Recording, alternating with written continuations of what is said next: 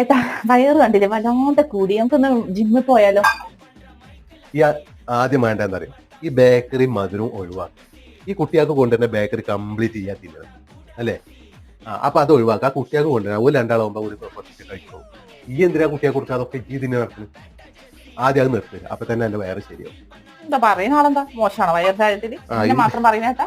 ഇത് അത്രയ്ക്കൊന്നുമില്ല. ഇല്ല. എന്നാ ഇനി മുതൽ നമുക്ക് ബേക്കറി കഴിക്കണ്ട. ആയിക്കോട്ടെ, ഞാൻ നിർത്തി. കാണാനോ? ഓക്കെ.